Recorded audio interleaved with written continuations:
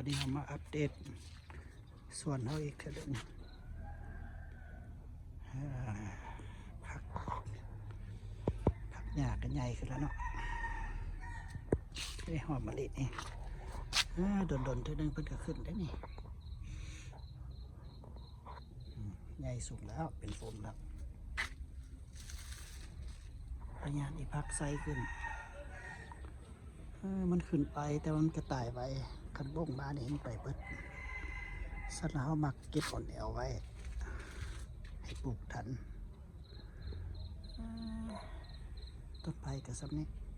เจนี่มันหอมเหือดตั้งโอกับปนกันอันนี้ต้นหมากอ้อกุจิ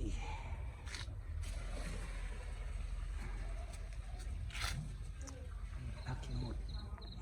สีเหลืองๆแต่ว่าสุดแต่บับลงไปแล้วใส่ฝนซื้อ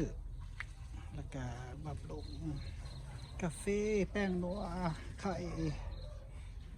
โอ้ทุบไปให้หลายหน่วยแล้วไข่ก็ได้นี่พักเที่ยวย้ายส่วนจากธนาเขาก็ได้ใส่กระตาข้าวปุ้นซ้ำซา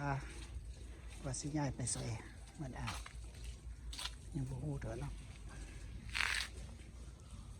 มักปวกก็เก็บไปหลายโลแล้วได้กินหลายเติบหวาน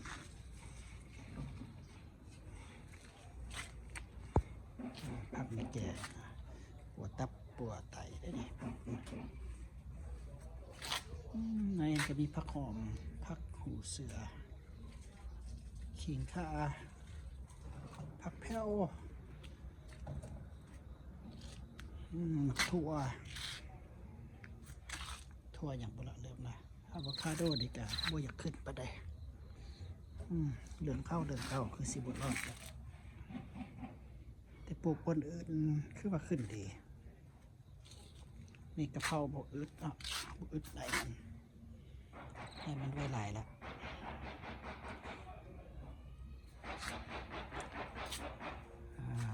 พวกกระตา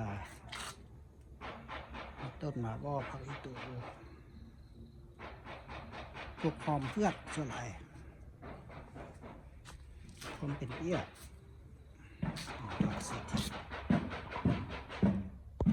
ต้นกระบอกในกา2 คูนี่ไว้นี่บ่ได้คัดน้ำลายก็เลยคือว่าไว้เบื้องในซานหมักแดดตัวนี้เป็นดอกได้เนี่ยกักเม็ดในซอกดอก